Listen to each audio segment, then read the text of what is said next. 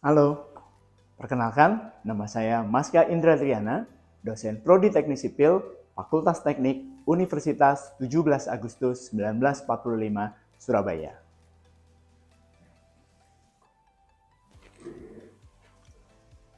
Keahlian atau cabang ilmu saya adalah manajemen konstruksi, dan untuk lebih spesifiknya ada pada ranting manajemen risiko konstruksi. Pada video ini, saya akan menyajikan salah satu mata kuliah dalam kelompok keahlian manajemen konstruksi yang berjudul Manajemen Sains dengan bobot sebesar 2 SKS. Ada 3 hal yang akan saya sampaikan tentang bagaimana kerangka kerja proses belajar mengajar pada mata kuliah manajemen sains ini. 3 hal ini adalah delivery, interaction, dan juga assessment. Sebelum membahas ketiga hal tersebut, akan saya jelaskan mengenai mata kuliah manajemen sains, yaitu tentang deskripsi singkat mata kuliah, kemampuan yang diharapkan setelah mengikuti perkuliahan, dan mode perkuliahan. Manajemen sains merupakan mata kuliah yang berusaha menjawab kebutuhan dari pengguna lulusan, capaian pembelajaran lulusan, dan juga merujuk kepada Kerangka Kualifikasi Nasional Indonesia atau KKNI bidang ilmu teknik sipil atas kebutuhan kemampuan lulusan dalam proses pengambilan keputusan dan pemecahan masalah dalam praktek keteknikannya. Proses pengambilan keputusan dan pemecahan masalah sangat dibutuhkan untuk mengoptimalkan penggunaan sumber daya yang terbatas ketersediaannya. Mata kuliah manajemen sains sangat penting dalam manajemen konstruksi teknik sipil karena membantu mahasiswa memahami cara mengambil keputusan yang tepat dalam situasi yang kompleks dan penuh ketidakpastian. Proyek konstruksi melibatkan banyak variabel seperti waktu, biaya, dan tenaga kerja, serta risiko yang menyertainya. Sehingga kemampuan mengevaluasi beberapa alternatif, pengelolaan sumber daya, serta penentuan pilihan terbaik menjadi sangat krusial. Melalui mata kuliah ini, mahasiswa dibekali dengan pendekatan analitis dan metode kuantitatif untuk mendukung pengambilan keputusan yang efektif.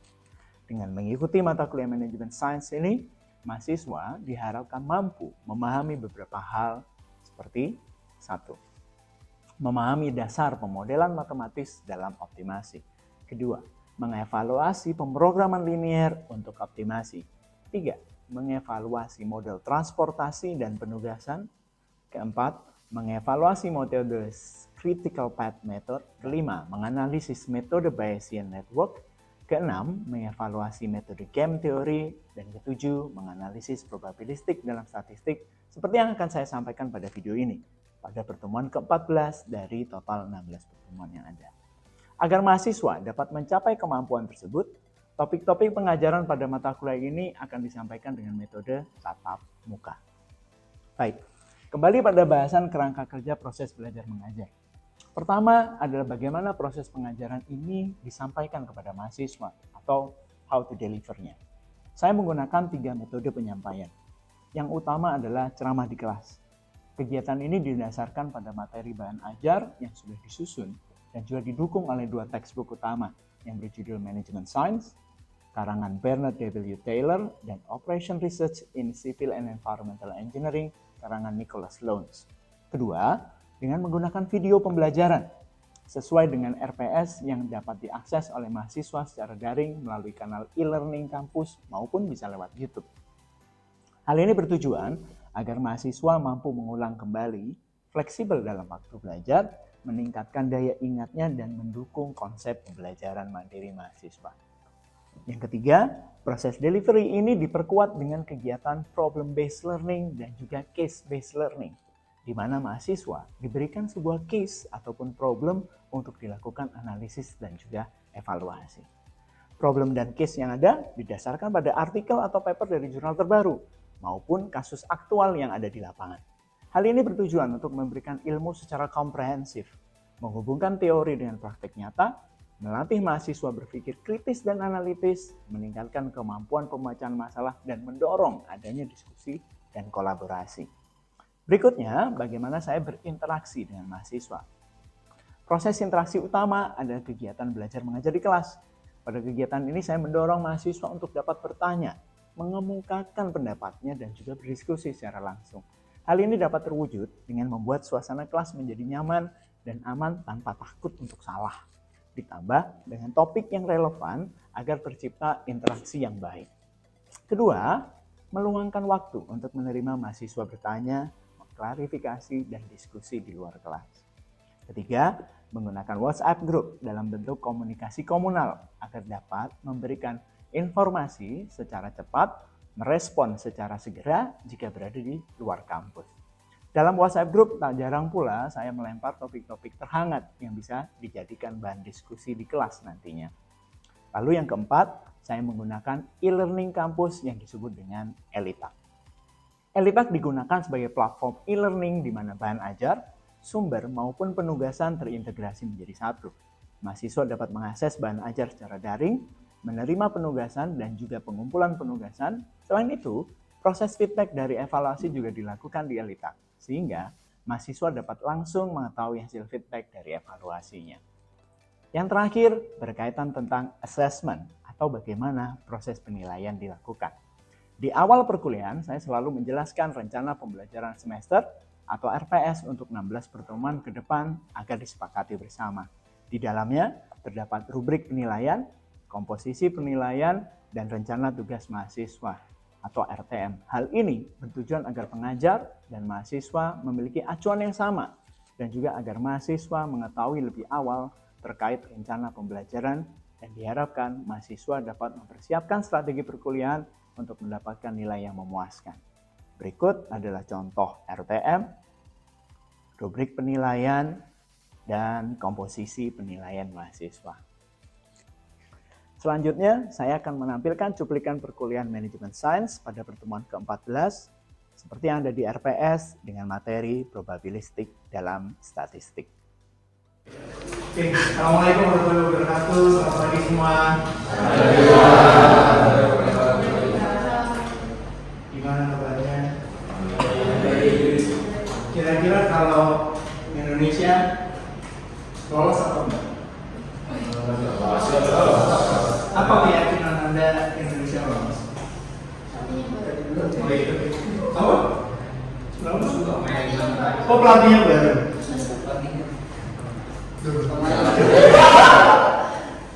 Itu semua kan masih asumsi ya. Nanti kita akan belajar suatu metode untuk bisa mendekati terkait bagaimana sih kita bisa tahu Indonesia itu nanti lolos atau enggak dengan pendekatan kuantitatif. Oke.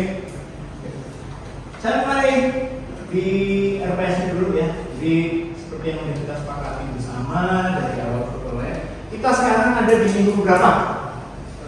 14. Kita sekarang ada di minggu 14. Nah, di RPS minggu 14 dan minggu 15 itu kita akan masuk di PER atau Program Evaluation Activity. Tujuannya apa? Anda mampu menganalisis probabilistik dalam sebuah statistik.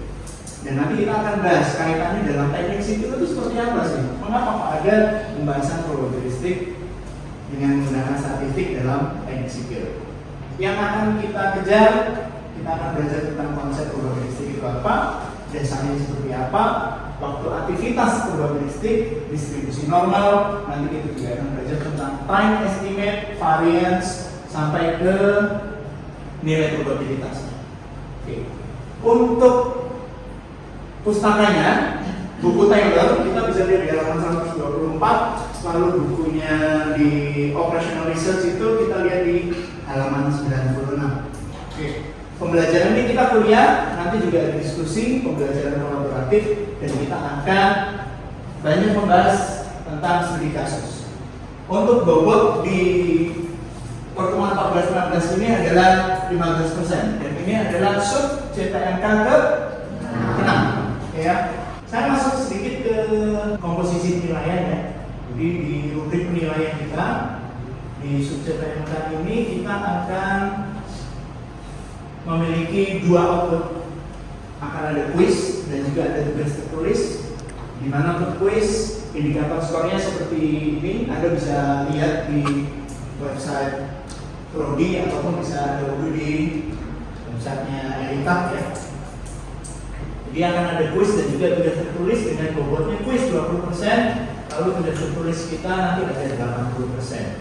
Seperti biasa tugas tertulis akan bisa diunduh di Elita. Begitu pula untuk pengumpulannya nanti ya, kita lakukan di Elita. Oke, starting about decision making using probability. Jadi kita akan membahas tentang salah satu metode yang cukup sering digunakan di teknik sipil yang namanya PERT atau PERT, Programmable Approach and Review Technique. PERT itu adalah suatu metode perencanaan dan pengendalian proyek yang digunakan untuk mengestimasi durasi kegiatan proyek dengan mempertimbangkan unsur ketidakpastian waktu. Sama dengan kasus sepak bola dan Indonesia tadi. Apa? Nggak pasti. Nggak ada yang pasti. Yang pasti apa? Yang pasti Tuhan. Melalui pendekatan 3 estimasi waktu, kita punya optimis, paling mungkin, dan juga pesimis. Kenapa harus ada 3 estimasi waktu, Pak?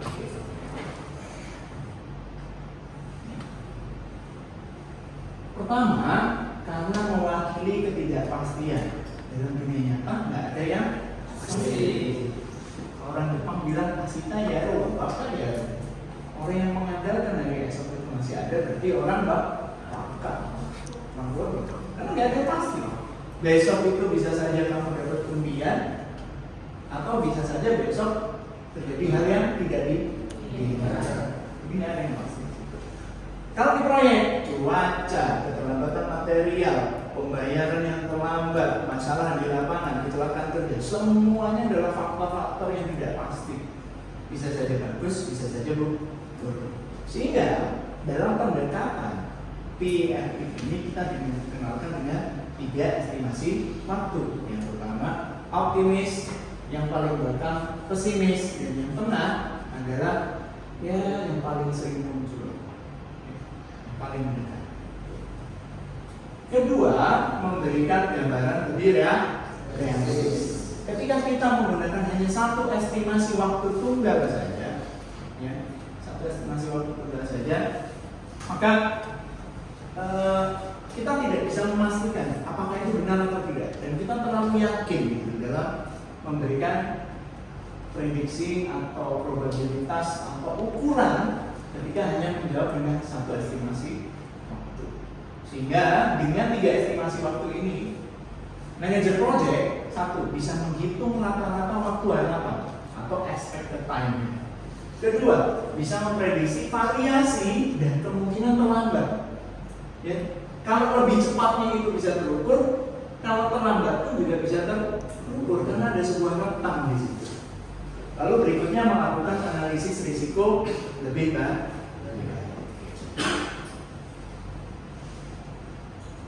Pertanyaannya, apa fungsinya kalau gitu Pak di teknik sipil? Ya, apa fungsinya? PERT adalah alat bantu dalam manajemen proyek, khususnya dalam perencanaan dan pengendalian. Balik lagi, mata kuliah ini kan sebetulnya induknya ada di manajemen konstruksi.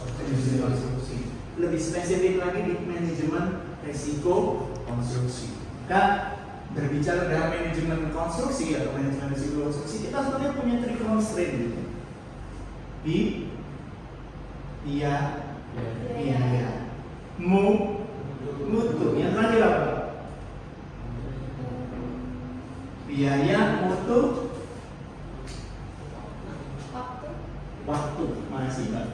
Biaya, mutu, dan waktunya kita nggak akan jauh dari 3 hal ini. Sehingga metode PERT dalam teknik sipil, ya, tujuannya adalah mengelola ketidakpastian, meminimalkan risiko keterlambatan ataupun pula risiko biaya tambahan. Lalu berikutnya mendukung pengambilan keputusan dalam kondisi risiko tinggi. Pertanyaannya, ada yang bisa bantu saya? Risiko itu apa?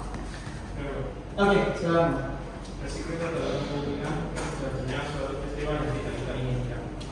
Bicara kencang lagi biar teman-teman dengar. Risiko itu adalah terjadinya suatu peristiwa yang tidak kita inginkan. Risiko adalah terjadinya suatu peristiwa yang tidak kita inginkan. Kalau yang kita inginkan apa risiko juga apa bukan? Terus apa ini? Harapan. Memang risiko itu sering digunakan untuk konotasi yang negatif. Tapi walaupun kalau kita angkat lagi risiko, ya sebenarnya risikonya bisa baik dan juga bisa buruk. Risiko ini sesuatu yang netral sebenarnya, tapi memang sering kita gunakan dalam sesuatu yang negatif, ya, sesuatu yang negatif. Karena risiko itu adalah sesuatu bisa diulang, kemungkinan yang tidak kita inginkan. Masih masih. Tujuannya apa?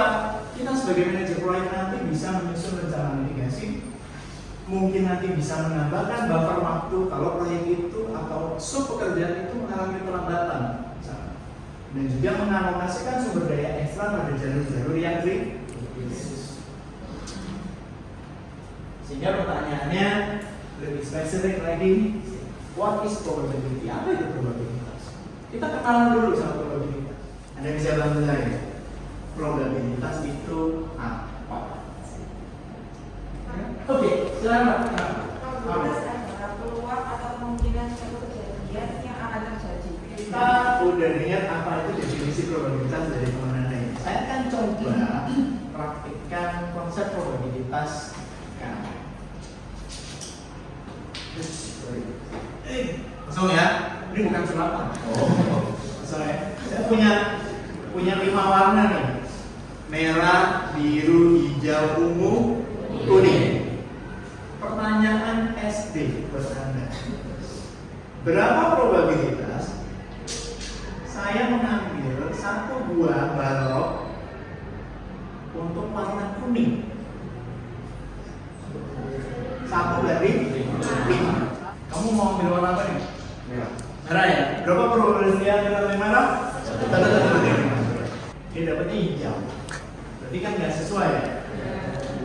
Ambil lagi. Tetap yang merah kan? Biru. Oke. Kita tulis saja di papan. Merah, biru. Apa tadi? Biru, kuning, ungu.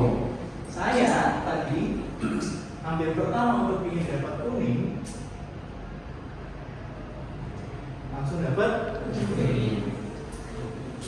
Namanya juga probabilitas. Semuanya itu kemungkinan. Apa yang bisa bukan mematahkan? Apa yang bisa memperkuat sebuah probabilitas? Experience. Apa yang bisa memperkuat probabilitas tadi? Saya jawab data.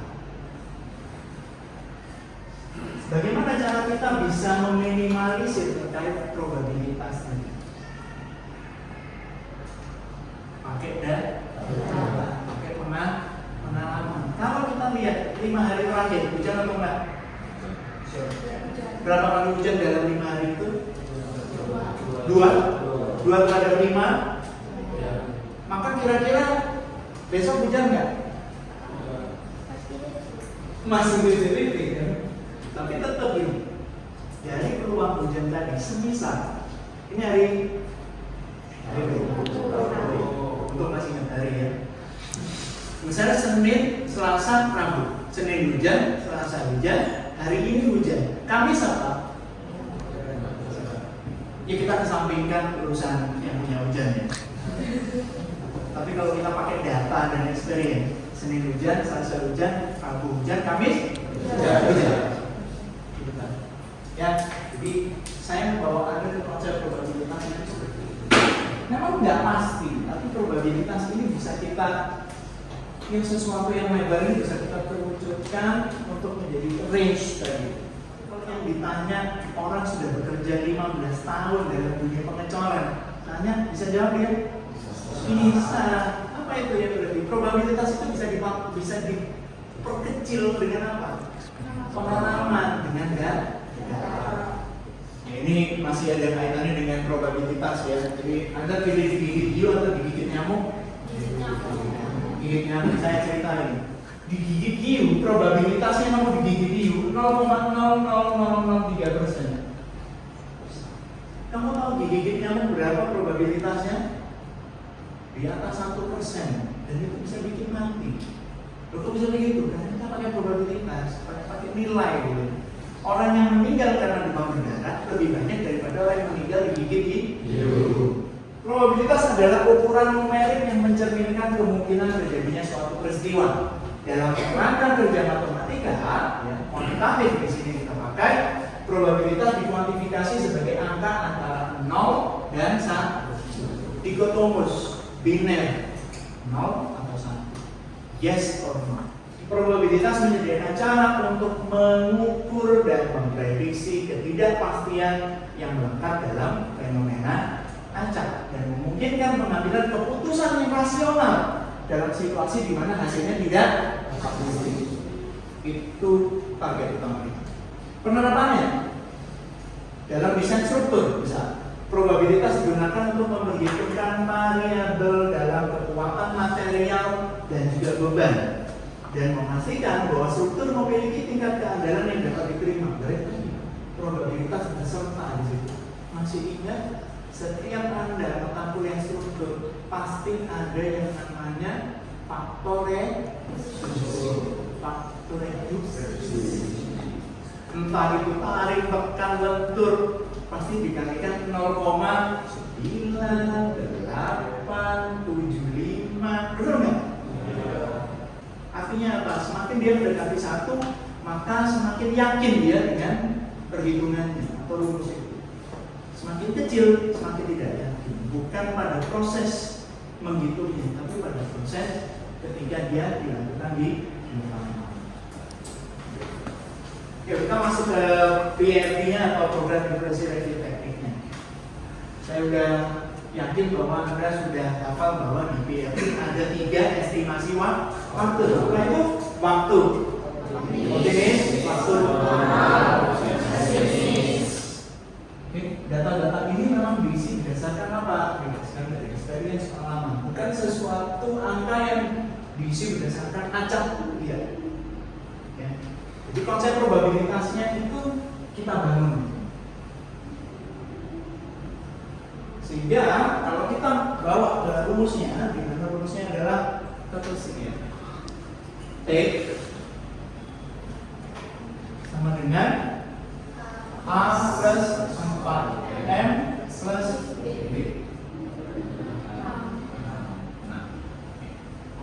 Maka A-nya yang kita masukkan adalah waktu. Kita lihat contoh soal. Sehingga waktu optimisnya berapa? Kita lihat kegiatan A dulu. 2. Di estimate time atau waktu rata-ratanya adalah 2. Kalau ini kita pakai satuan hari, maka dia 2. Ada pertanyaan sampai sini?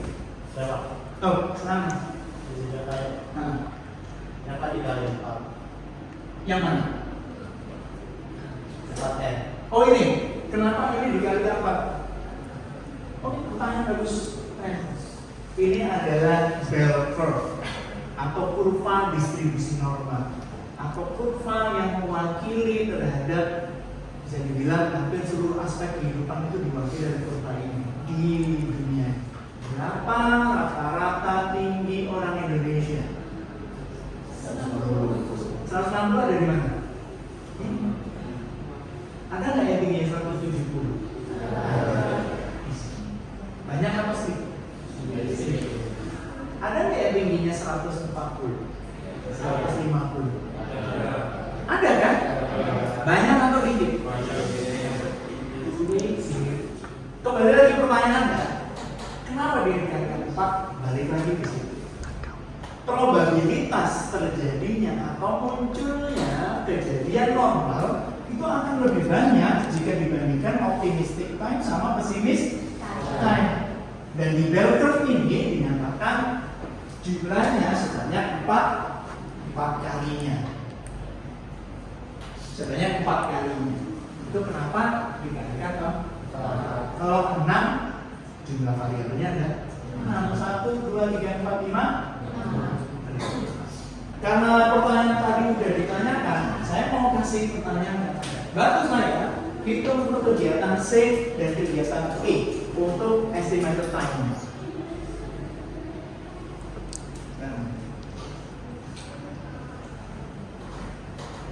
Kamu C, kamu E. Di situ aja.